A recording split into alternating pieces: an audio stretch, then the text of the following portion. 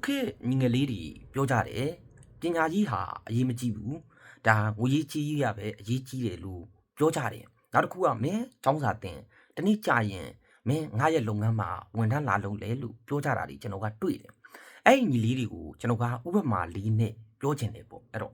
ညီလေးတို့အဲ့လိုပြောတဲ့ညီလေးတွေမင်းတို့ပတ်ဝန်းကျင်မှာ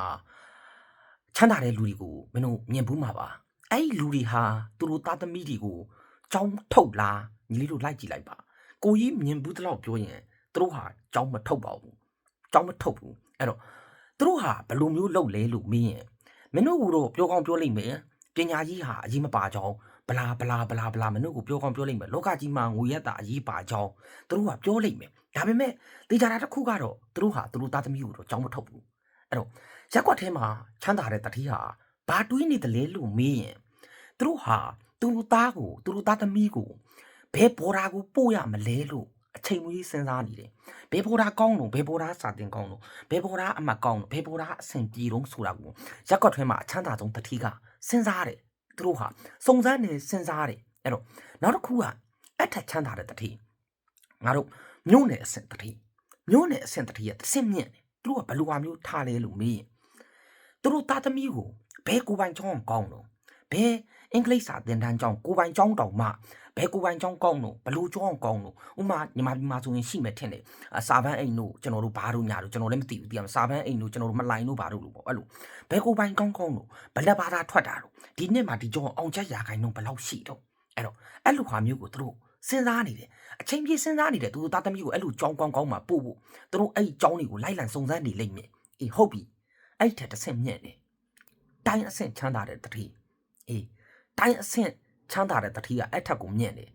ဘလို့ညီမကျောင်းတောင်မဟုတ်တော့ဘူးဘလို့အင်္ဂလိပ်စာကျောင်းကျွန်တော်တို့ဒီနိုင်ငံတကာလာဖွင့်တဲ့အင်္ဂလိပ်စာသင်တန်းကျောင်းတွေသိရမလားအဲ့အင်္ဂလိပ်စာသင်တန်းကျောင်းတွေကနေပြီးတော့ဘလို့မျိုးကျောင်းကိုသွားတဲ့တယ်ဘလို့အင်္ဂလိပ်စာသင်တန်းကျောင်းတော့ဘယ်နိုင်ငံနဲ့အဆက်အသွယ်လုပ်ထားတယ်ဘယ်နိုင်ငံနဲ့အချိတ်ဆက်လုပ်ထားတယ်ဒီအင်္ဂလိပ်စာသင်တန်းကျောင်းကိုတက်ရင်ငါသားရင်အင်္ဂလိပ်စာ language skill ကဘလောက်တိုးတက်လာမယ်ငါသားဟာအီးလိုပဲပြောမယ်ဗမာလိုပြောတာတဲ့အီးလိုပြောမယ်ဒီကျောင်းကိုဒီကျောင်းကနေအောင်ရင်ကျွန်တော် IELTS လိုဟာမျိုးအဲ့ရန်နေရရင်ဘယ်နိုင်ငံတကာဘယ်ကျောင်းကိုဥမာအာရှလောက်ဆိုရင်စင်ကာပူလိုဟာမျိုးဘာမျိုးကိုတက်လို့ရတယ်ထိုင်းလန်ဒို့မဟုတ်ကျွန်တော်တရုတ်လိုဟာမျိုးဒီလိုကျောင်းမျိုးကိုတော့ငါသားတက်လို့ရတယ်လိုက်လာစုံစမ်းနေလိမ့်မယ်ဟုတ်ပြီနိုင်ငံအဆင့်ချမ်းသာတဲ့တတိတွေနိုင်ငံအဆင့်ချမ်းသာတဲ့တတိတွေအဲ့ထက်ကိုမြင့်သူတို့ဟာသူတို့သားသမီးတွေကိုအာရှတောင်မဟုတ်ဘူးဥရောပမှာ Harvard ကမ္ဘာအဆင့်1 to 10တွင်းနေတဲ့တက္ကသိုလ်တွေ Harvard တို့ Cambridge တို့ Oxford တို့ Boston တို့သိရမလားအဲ့လိုကမ္ဘာအဆင့်1 to 3ကမ္ဘာပေါ်မှာအကောင်းဆုံးဆိုတဲ့တက္ကသိုလ်ကြီးတွေမှာသူတို့သားသမီးကိုထားဖို့ရအတွက်သူတို့ဟာအချိန်ပြည့်စဉ်းစားနေတယ်သူတို့ဟာအာရှတိုက်တော်မဟုတ်တော့ဘူးသူတို့ကကဘာပေါ်မှာအကောင်းဆုံးဆိုတဲ့တက္ကသိုလ်တွေကိုထားဖို့ရသူတို့ဟာစဉ်းစားနေလိုက်တာကိုညီလေးတို့တွေးလိုက်မယ်အဲ့တော့ညီလေးတို့အဲ့ချက်ကိုကြည့်ရင်အဲ့လူတွေဟာပတ်စံချမ်းသာပြီးသားအဲ့လူတွေကပတ်စံချမ်းသာတယ်သူတို့ပညာရေးဟာအရေးမကြီးဘူးလို့သူတို့ယူဆရင်သူတို့သားသမီးတွေကိုသူတို့ကြောင်းထုတ်ပြမှာပေါ့သူတို့သားသမီးတွေကိုသူတို့ကြောင်းထုတ်ပြမှာမထုတ်ပါဘူးကိုကြီးတည်ဘူးတဲ့တတိတော်တော်များများကအမှန်တိုင်းပြောရင်90%လောက်90%ထက်တောင်များလေအောင်ပဲတတိတီဟာသူတို့သားသမီးတို့စတော်ကိုကြီးပြောသလိုပဲကြောင်းထုတ်ဖို့ဆိုတာဝေးကပအဆင့်ပညာရေးကပအကောင်းဆုံးဆိုတဲ့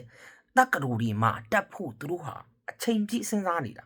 မင်းတို့သူတို့ပြောတဲ့စကားလုံးတွေကိုသွားပြီးမရှောင်နဲ့သိရမလားပြောချင်တာသူတို့ဟာသူတို့သားသမီးကိုတော့မင်းတို့အမြင့်ဆုံးဆိုတဲ့တက္ကသိုလ်မှာထားမှာအမြင့်ဆုံးဆိုတဲ့ကိုပိုင်ကျောင်းအမြင့်စတော်ကိုကြီးပြောသလိုရက်ွက်တဲ့တတိယကိုပိုင်ဘော်ဒါကိုထားမှာပဲကောင်းတဲ့ဘော်ဒါကိုထားမယ်မြို့နယ်အဆင့်ချမ်းသာတဲ့ကောင်ကောင်းတဲ့ဆိုတဲ့ကိုပိုင်ကျောင်းကိုထားမှာအေးဟုတ်ပြီနိုင်တိုင်းအဆင့်ချမ်းသာတဲ့ကောင်ကိုပိုင်အင်္ဂလိပ်စာသင်တန်းကျောင်းကိုပိုင်နိုင်ငံတကာဖွင့်ထားတဲ့အင်္ဂလိပ်စာသင်တန်းကျောင်းကိုထားမှာအေးနိုင်ငံအဆင့်ချမ်းသာတဲ့ကောင်တွေကအာရှတိုက်တောင်မဟုတ်ဘူး global မှာ Harvard Cambridge Oxford လို့တက္ကသိုလ်တွေမှာထားဖို့သူတို့ကအချိန်ပြည့်စဉ်းစားနေတယ်အချိန်ပြည့်တွေးနေတယ်အဲ့သူတို့သားသမီးတွေရဲ့ပညာရေးအတွက်ကိုသိန်းပေါင်းထောင်ကဏ္ဍတောင်းကဏ္ဍ investment လုပ်ပြီးတော့ကိုထားတာအဲ့တော့အဲ့အချက်ကိုကြည့်ရင်မင်းတို့ပြောနေတဲ့ပညာကြီးဟာအရေးပါလားငွေဟာအရေးပါလားဆိုတာကိုရှင်းရှင်းလင်းလင်းသိလိမ့်မယ်ရှင်းရှင်းလင်းလင်းသိလိမ့်မယ်သူတို့ပတ်စံချမ်းသာနေတာသူတို့သားသမီးအတွက်ပတ်စံသူတို့လုပ်ငန်းတွေကိုသူသားသမီးခိုင်းလို့ရတယ်ဒါပေမဲ့သူတို့ဟာမခိုင်းသေးဘူးသူတို့ပညာတက်အောင်သင်ခိုင်းတယ်သူတို့သားသမီးအဲ့လိုမင်းတို့သူတို့ပြောတဲ့စကားလုံးတွေကိုယုံသွားရင်မင်းတို့ပေါ်မှောက်သွားမှာပေါ့သိရမလားမှောက်သွားမှာပေါ့ဘာကြောင့်လဲလို့မေးရင် အဲ့အချက်စတော့ကိုကြီးပြောတဲ့အချက်ချမ်းသာတဲ့လူတွေကိုကြည့်ပြီးရင်ပညာရေးဟာအရေးပါလားငွေကြီးကြီးဟာအရေးပါလားဆိုတာတော့ငါညီတို့ဒါတဲခွဲသွားလိမ့်မယ်ငွေကြီးကိုအဲ့လိုပြောလို့ကျွန်တော်ဟာငွေကြီးကိုအရေးမပါဘူးပြောတာမဟုတ်ဘူးငွေကြီးဟာအရေးပါတယ်လောကကြီးမှာအင်မတန်အရေးကြီးတဲ့အခန်းကဏ္ဍထဲမှာပါတယ်အင်မတန်အရေးကြီးတဲ့အခန်းကဏ္ဍထဲမှာပါတယ်ဒါပေမဲ့ပညာကြီးဟာလေငွေကြီးနဲ့ဒန်းတူအရေးကြီးတယ်ဆိုတာကိုငါညီတို့ကိုပြောချင်တာပညာကြီးဟာငွေကြီးလောက်အရေးမပါဘူးဆိုတာမဟုတ်ဘူးပညာကြီးဟာလေငွေကြီးနဲ့ဒန်းတူအရေးပါတယ်အဲ့တော့ပညာတက်သွားရင်ငွေရလည်းပြန်ရှာလို့ရတယ်ငွေရှိသွားရင်လည်းပညာရှာလို့ရတယ်အဲ့တော့နှစ်ခုလုံးက valent ပဲအဲ့တော့ငါညီတို့ပြောချင်တာပညာသင်ရမယ့်အရွယ်မှာပညာပဲသင်ပါငွေရှာရမယ့်အရွယ်ငွေရှာပါသိရမလားတနေ့နေ့မှာမင်းတို့ငွေရရှာကိုရှာမင်းတို့ဘဝကြီးဖြစ်လာရင်လူရလို့ဖြစ်လာရင်ရှာကိုရှာမှာငွေရငါမရှာလို့မရဘူးရှာကိုရှာမှာအဲ့ဒါပေမဲ့မင်းတို့ပညာရှာရတဲ့အရွယ်မှာပညာပဲရှာတာငွေရှာတဲ့အရွယ်ဆိုတာငါညီရောက်ကိုရောက်လာမှာမင်းတို့ငွေမရှာခြင်းမဟုတ်ဘူးကွာဆိုတာ no ပြောလို့မရဘူးဒီကဘာကြီးမှာမင်းရှာကိုရှာရမှာမင်းရှာကိုရှာရမှာအဲ့တော့